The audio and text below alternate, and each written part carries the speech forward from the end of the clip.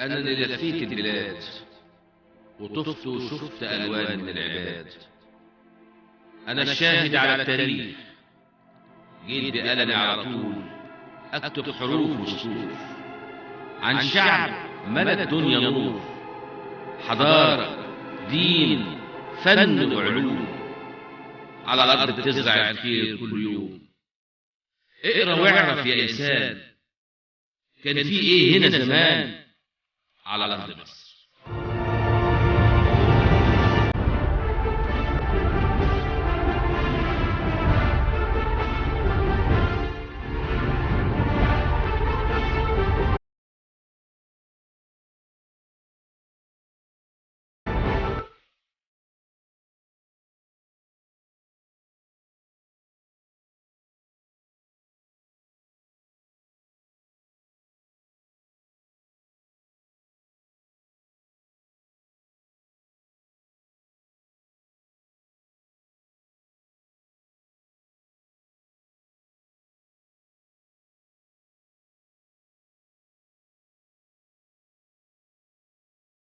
النهارده مشاهدينا هنكلمكم عن حدوته تعتبر من اجمل الحواديت واغربها في التاريخ المصري في العصر المملوكي.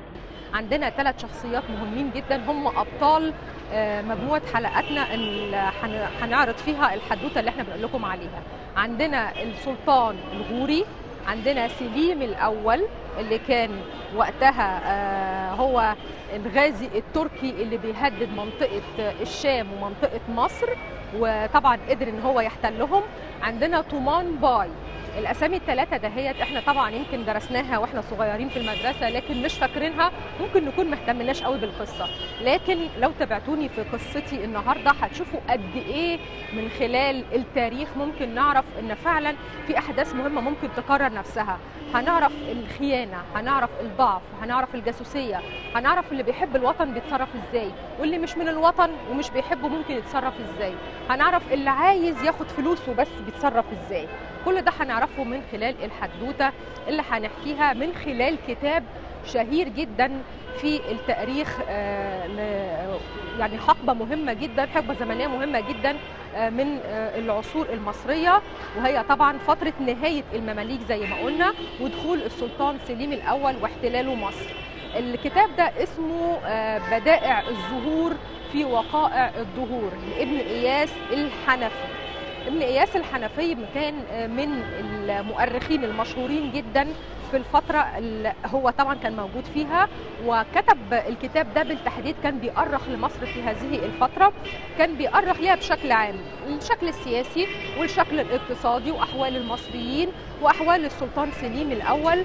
وكتب الكتاب ده كان تقريبا بيحكي عن هذه الوقائع في خلال 2 سنين، يعني الكتاب ده بيتكلم عن 2 سنين في حياة مصر زي ما قلنا. الفترة الأخيرة من حكم السلطان الغوري، الولاية الأخيرة اللي هي كانت الولاية السادسة، وحتى وصول سليم الأول لمصر وشنق طومان باي على باب زويلة.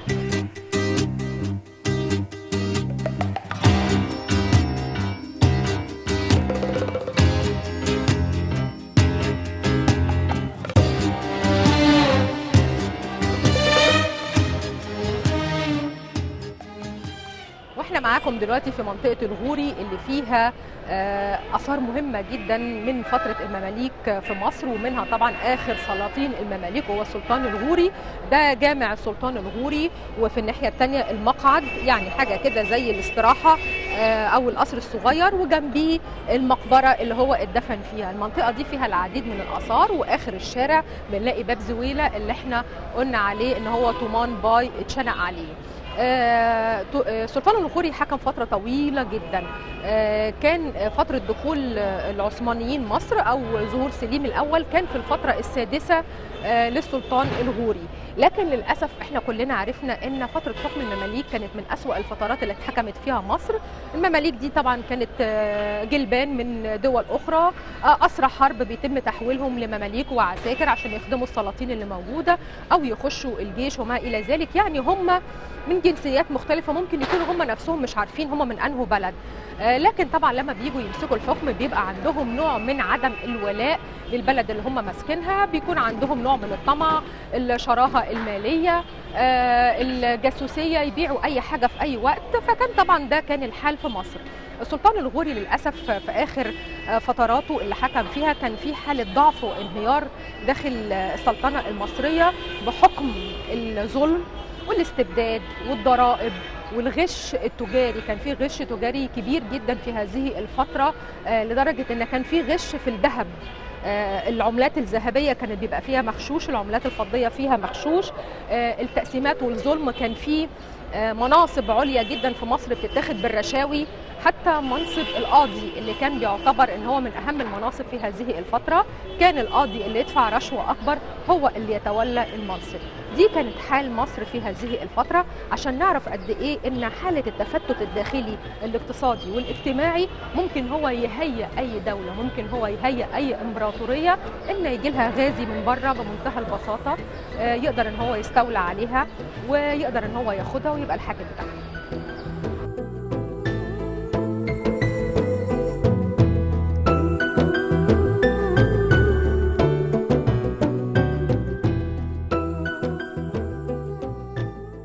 بنكمل كلامنا عن موضوع سليم شاه ابن عثمان المعروف بسليم الأول، وفكرة غزو المنطقة بالكامل. زي ما قلنا هو ابتداها بمنطقة الشام، ولو ناخد بالنا من التاريخ كله هنلاقي ان دايما كانت بوابة مصر اللي بيدخل منها الغزاة هي الشام. يعني كان لازم الغازي او المحتل اللي عاوز يحتل مصر كان يحتل منطقة الشام الاول، وبعدين بعد كده يبتدي يتحرك على مصر من ناحية فلسطين. فكانت طبعا الخطة الأساسية لسليم شاه ابن عثمان أو سليم الأول إن هو يغزو هذه المنطقة وبعدين يبدأ ينزل على مصر. وصلت الأنباء لسلطان الغوري إن هو قدر يوصل لمنطقة حلب، وابتدى إن هو يحتلها جزء منطقة الشام، وابتدى إن هو يبني أبراج وما إلى ذلك. فطبعا حصل له نكد كبير جدا إن هو ابتدى يعرف إن الراجل ده عنده قوة عسكرية، وإن هو ممكن يقدر يحتل مناطق كبيرة، وإن في خطر فعلا على مملكته في مصر، إن هو لو ساب الأمر ممكن هو فعلا يحتل مصر. في الفترة اللي احنا بنتكلم فيها كانت من ضمن الحاجات اللي أثرت على السلطان الغوري إن هو كان أرسل حملة للهند، أرسل حوالي 20 مركب مليانين بالجنود والمدافع وما إلى ذلك، أرسلهم إلى الهند، وكان صارف عليها مصاريف كتيرة جدا ودافع للجنود مصاريف ضخمة جدا. وجاله خبر ان واحدة من هذه المراكب اتخبطت في الشعاب المرجانية اللي موجودة على سواحل الهند في هذا المكان، وغرقت بالكامل بكامل ما فيها وبكل طاقم الجنود اللي عليها والبحارة. فكان برضو من الحاجات اللي زودت النكد والأسى لدى السلطان الغوري.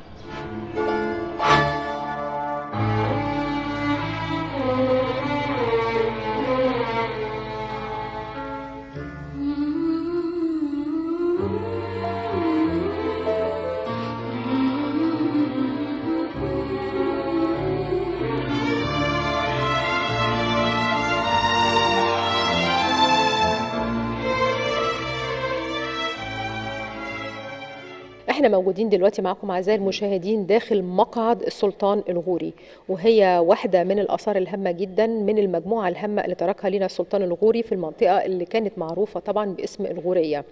معانا مدير المنطقة الأثرية الأستاذ مجدي سليمان، مدير منطقة الأزهر والسلطان الغوري. أهلا بيك يا فندم.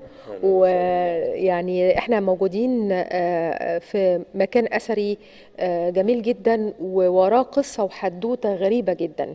بداية نحب ان احنا نعرف السادة المشاهدين بالسلطان الغوري. مين هو؟ هو معروف ان هو اخر حكام او اخر سلاطين المماليك، لكن هو قصته طبعا مهمة جدا نتعرف عليها من حضرتك.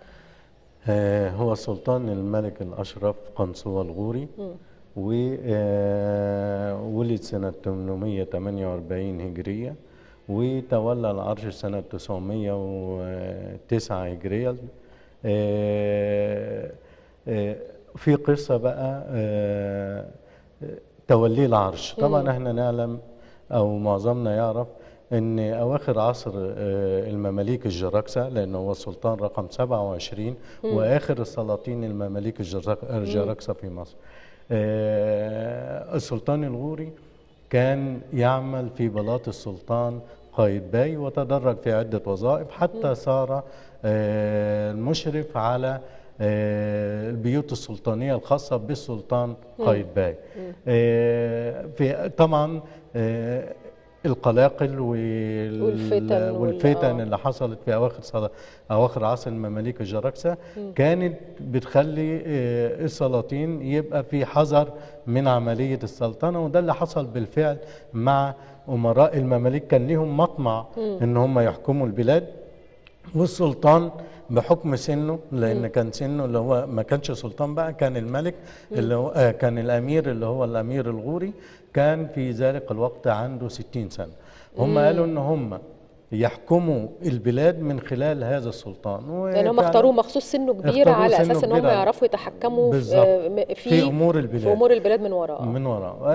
اجتمع الامراء وقالوا استقروا على هذا الامير، وجم لدرجه ان المصادر التاريخيه ذكرت ان هو بكى ورفض هذا الموضوع الا بعد ان اخذ عليهم تعهد بألا يقتلوه إذا أرادوا أن ينزلوه من على العرش، أن يقلل العرش يعني. وفعلا أجلسوه على العرش بالقوة.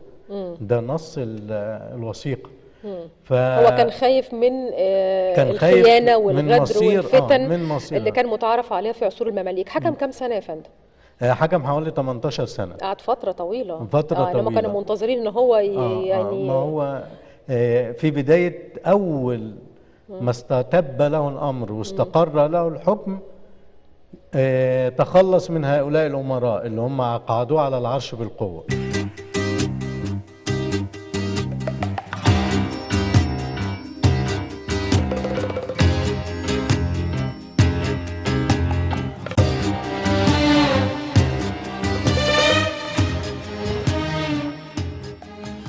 هو حكم كم سنة يا فندم؟ حوالي 18 سنة. وأول ما استتب له الأمر زي ما قلنا أنه هو تخلص من هؤلاء الأمراء واستبدلهم بأمراء يثق فيهم، اللي هم صعدوه على العرش. إن هم قعدوا على العرش. مش بس كده، هو كانت خزانة الدولة نتيجة للفتن والقلاقل اللي حصلت في أولها، كانت خزانة الدولة خاوية، استلم البلد فاضية. فعمل فرض 10 أمثال الضريبة، وهو ما لم يفعله سلطان من قبل. 10 أمثال الضريبة، إلى جانب أنه هو أسس فرقة خاصة ذات تدريب خاص تحميه في الداخل وتحميه في الخارج إذا لزم الأمر، وكانت سببا في هزيمته في موقعة مارجدابك سنة 1516. هذه الفرقة ليه بقى؟ لأن هو في بداية الأمر لما طلع يقابل السلطان سليم الأول في موقعة مارجدابك، كان منتصرا ومسيطرا على الأمور، على أبواب الشام، على أبواب الشام ومسيطرا، وكان يعني قربت المعركة من الانتهاء بانتصاره. إلا أن حصلت خيانة بين الأمراء المماليك اللي هو الأمير خير بك، وأذاع بين صفوف المقاتلين أن السلطان دفع بالأمراء بالمحاربين اللي هم العاديين، واحتفظ بفرقته الخاصة لم يدفعها إلى المعركة. يعني كانت أكذوبة، كانت فتنة مقصود بها أن يحصل انشقاق في الصفوف. بالظبط كده، لأنه كان الأمير اللي هو خير بك كان على اتصال بالسلطان العثماني. أيوة، ما كانش أول جاسوس، كمان كان في جواسيس كتير قبل. بالظبط كده. استقر الأمر في النهاية طبعا انتشرت فتقاعس المحاربين، فكانت هزيمة السلطان الغوري. وهزيمة السلطان الغوري قيل فيها عدة روايات، انه قتل، انه اصيب وهو على رأس حصانه ووقع تحت سنابل الحصان.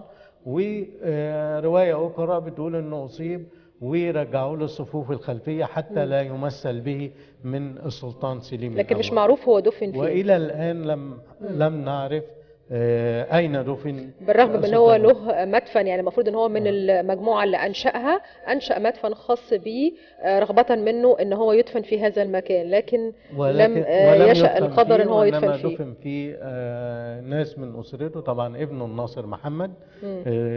دفن في هذه القبة في حياته، في حياة السلطان مم. يعني. وزوجته خوند سكر دفنت في نفس المكان. مم. وفي الحوش الجنائزي الملحق بالمجموعة دفن ابن عمه اللي هو السلطان طومان باي، اللي تزعم أيوة. مم. المقاومة بعد طبعا بعد هزيمة، بعد دخول العثمانيين على القاهرة. تزعم السلطان طومان باي الدفاع، وتزعم المقاومة والدفاع عن مدينة القاهرة، حتى تم القبض عليه بسبب الخيانة أيضا، وشنق على باب زويلة.